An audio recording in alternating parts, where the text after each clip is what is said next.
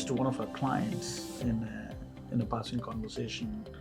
Of course, the HBR article the both of us wrote. Thanks for leading that. That was a fantastic article.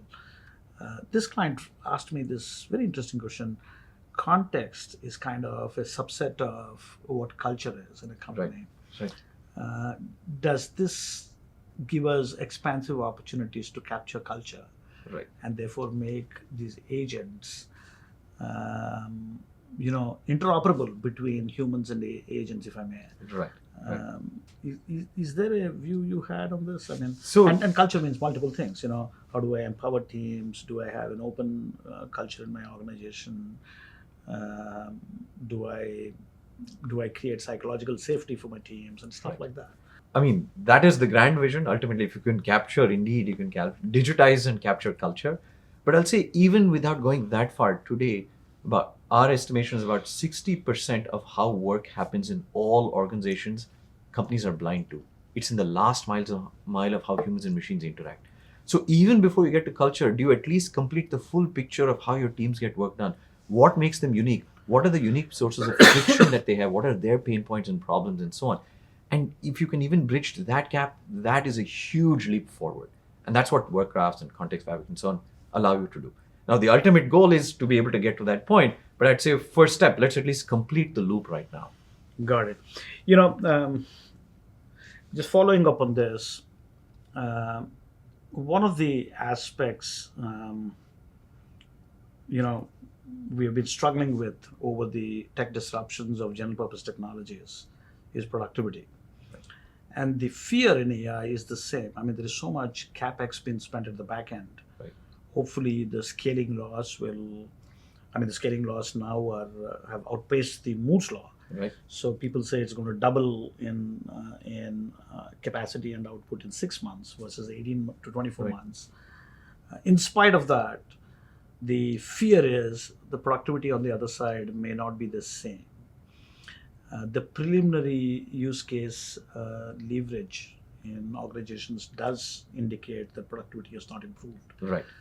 And I would actually say one of the key reasons is context. I mean, context not being fed, you actually have more human effort, Right. in spite of the output coming out of AI.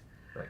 Do you see that as a big driver for, in some ways, productizing context?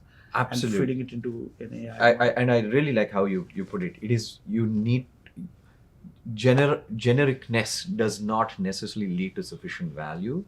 And therefore, productizing context that is specific or unique to each team, what drives them, makes them successful, is a necessary condition. Now, is it sufficient? We'll find out. But it is certainly a necessary condition for all enterprise AI. I don't think there's any way of getting around it, because we have learned this in the software industry, right? I mean, software is specific or unique to a company. In spite of the fact that it is built for repeatability. Exactly. And there's the holy grail has always been the one grand platform that just works out of the box, like your Uber app for all organizations. It doesn't exist. Completely. Right? And it doesn't even exist at a team level. I mean, that's the confusion we've always had. Consumer grade AI is at scale, but it doesn't need to be contextual to it gets contextual as you use it. Right. Business grade AI, Right. enterprise grade AI has to be contextual even before you kick off Exactly. the process. And here you alluded to something very important, which is to a team, right? Why is the team important? And you also alluded to the individual productivity, right?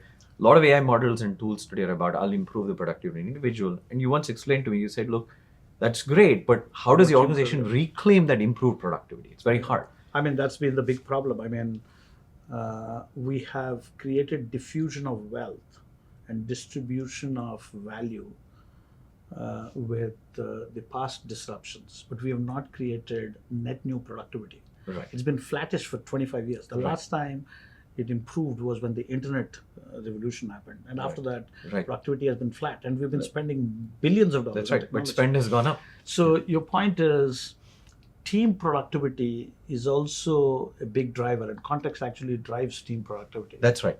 And therefore, shifting the emphasis from productivity of an individual to the productivity of a team is probably the right way of organizations to think. Because a team is a basic unit of execution in any organization.